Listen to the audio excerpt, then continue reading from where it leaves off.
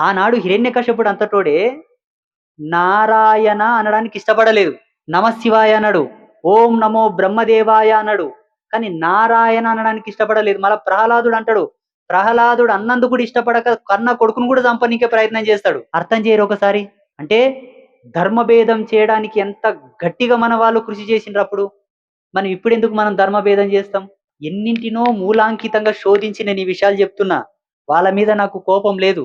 వాళ్ళు సల్లగా బతుక్కోకో, ఇంగా 100 పూజలు ఎక్కువ చేసుకోకో, 100 యాటలు కోసుకోకో, 100 దర్గాలు కట్టుకోకో, కోటి మసీదులు కట్టుకోకో, ప్రపంచంలోనే వాళ్ళు రాజులైకోకో మనకవసరం లేదంతా. మనకవసరం లేదు. నేనేమంటంటే, ఇంటోని కీలమైతే బయటోనికి సందయితదంట. ఏలువేట నీక సంధిస్తే కాలు పెడతారంట. కాలువేట నీక సంధిస్తే మొత్తం దూరిపోతారంట. మనం ఏం చేస్తున్నామంటే, ఇంటి అన్నదమ్ములని జాడిచి తంతుండం, బయటోని తెచ్చి పక్కలేసుకుంటున్నాం. ఇది ఎంతవరకు న్యాయం? ఒకవేళ చేస్తామే, చేస్తాము, చేయబోతున్నామని మీరనుకుంటే, తద్వారా వచ్చేటటువంటి పరిణామాలు చాలా భయంకరంగా ఉంటాయి. దాని తర్వాత మీ ఇష్టం.